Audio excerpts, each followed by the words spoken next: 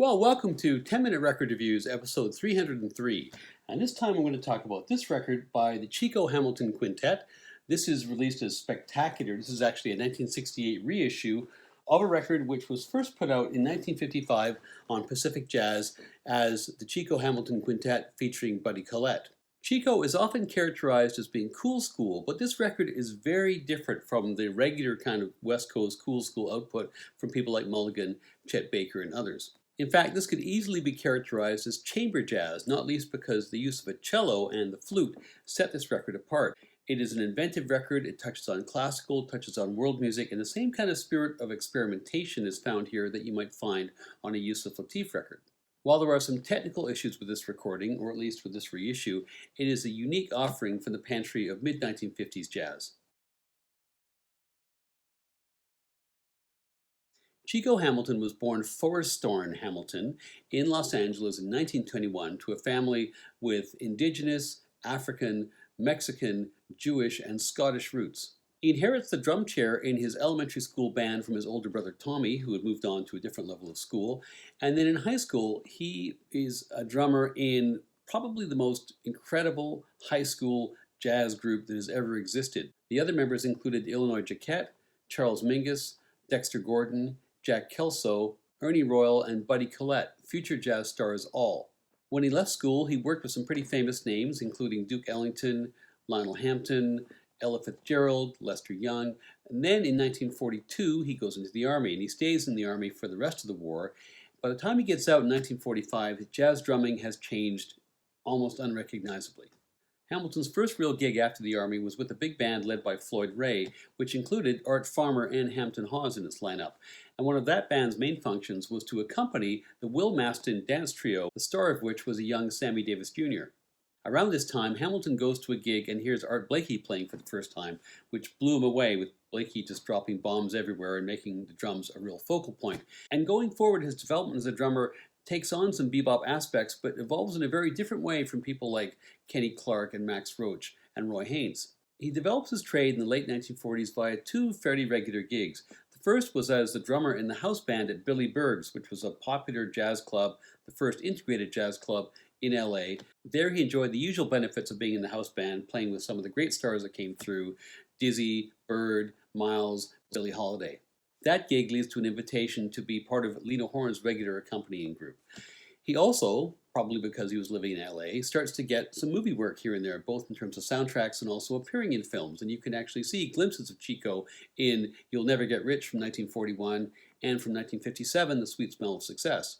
His career then gets a really positive jolt through a friendship he makes in a bar with a baritone saxophonist by the name of Jerry Mulligan. Mulligan, of course, had been part of Miles Davis's Birth of the Cool sessions in the late 1940s. He moved to LA in 1952, and he was making a little bit of money arranging and composing for Stan Kenton. The two of them met while Hamilton was on a bit of a break from playing with Lena Horne and was playing semi-occasionally with a saxophonist called Charlie Barnett. Mulligan showed up to those gigs all the time, and he and Hamilton became friends. Inspired by Hamilton, Mulligan then starts to drop in at jam sessions at The Hague, the famous jazz club in LA, where he bumps into another guy who was dropping into jam sessions, the trumpeter Chet Baker, and the two of them form this instant, almost psychic musical connection. Hamilton's invited into the group on drums, Bob Willick joins on bass, and you have the Jerry Mulligan Quartet.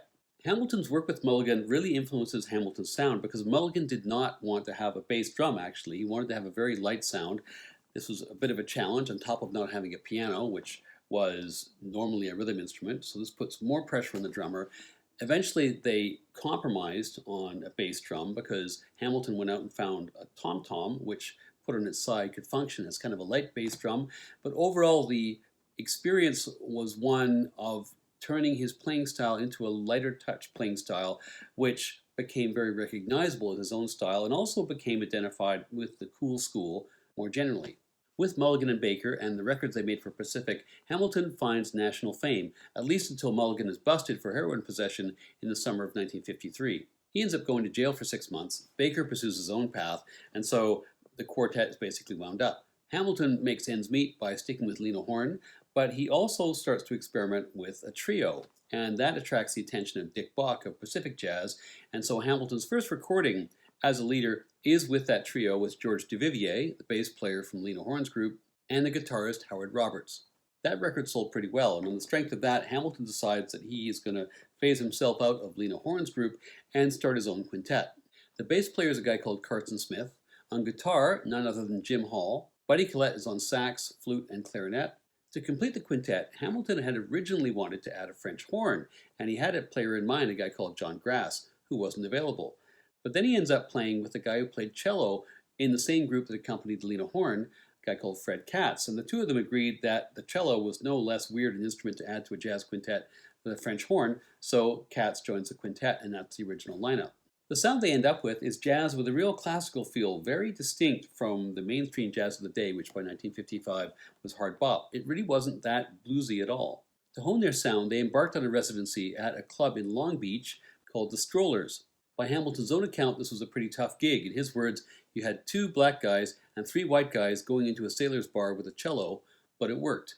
Word of mouth began to spread. The hipsters began to show up from Hollywood and from Hermosa Beach to hear this new group. The club owner, who was a bit of a self-starter, managed to get a contract to broadcast these performances on the radio. And pretty soon, Hamilton gets a call from Nisui Erdogan, the main jazz producer and the co-founder of Atlantic Records, who already had a kind of chamber jazz group in the form of the Modern Jazz Quartet, and figured that this new group, along the same lines, would be a great addition to their stable. Erdogan arranges to come down and see them on a Wednesday, but just like Scott of the Antarctic, when he got there he found he'd been beaten to the punch because the previous night Dick Bach of Pacific had showed up and had signed the quintet. This record is divided into a studio half on side 1 and a club date on side 2. The club date is actually recorded first on August 4th, 1955 at the Strollers in Long Beach, and the studio recording is made at Radio Recorder Studio in Hollywood on August 23rd. Dick Bach is the producer, Hamilton's behind the kit, Carson is on bass, Hall is on guitar, Buddy Collette is on alto sax, tenor sax, flute, and clarinet, and Fred Katz is on cello. Since its release, this record's had a fairly enduring life. It's been reissued many times, and 2 of its tracks have actually been more recently included in movie soundtracks, most notably The Sage, which was in Boogie Nights. It's also been reissued at points, as you can see, under a different title, Spectacular. Side 1 starts with a nice day, and when you first put the needle down, for the first 30 seconds, you could be forgiven for wondering if this is in fact a jazz date, because the flute and the guitar and the cello are all weaving together in a very classical sound. It's a beautiful blend. Anyway, soon enough, it starts to swing. My Funny Valentine is a beautiful ballad with space for both Katz and Collette.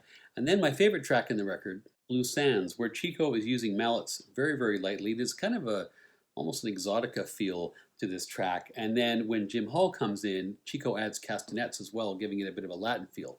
The Sage is introduced with this very deep melody on cello. It's a very beautiful and mournful number. And then the studio side concludes with The Morning After, which is a very short, quite light-hearted track. Side 2, I'm sorry to say, suffers quite a bit on the engineering front. It's the one recorded in the club, and a couple of the players, Jim Hall and Carson Smith, are not well mic'd at all. It starts with I Want to Be Happy, which is a peppy number driven by this urgent figure on the cello. Spectacular is next, I guess the title track on this reissue. This has a very catchy head arrangement and some great playing by Collette. Next is Freeform, which is probably the rival to The Sage as my favorite track on the record. This is a fascinating number. It verges almost towards proto-free jazz. Next is Walking Carson Blues, as the title implies. This is a bass feature, but sadly, as I mentioned, the bass is not very well mic'd. The final track, Buddy Boo, shows off Hamilton's different drumming techniques and Collette's style on tenor, and maybe again this is a consequence of the recording, but it just seems a bit monochrome. This is a good record with some issues which may be related in part to the very newness of the group. It doesn't always add up to the sum of its parts. Specifically, the flute and the cello tend to overwhelm the other instruments, especially on side 2, where the instrumental balance is out of whack and the whole recording is kind of muddy. On the other hand, this is a fascinating document of the very early days of this highly experimental quintet, a group which sounded like nobody else at the time and maybe sounds like nobody else has ever sounded. Part of the grade I'm going to give this record is for technical reasons, but that may be due to the particularities of this release, and I do know that it was remastered in 1997 and there may be better versions available. It's definitely worth picking up, if only for the tracks Freeform, The Sands, and Blue Sage, but I would do my research on pressings and mixes in advance. For me, for this release, it's 3.5 out of 5 stars.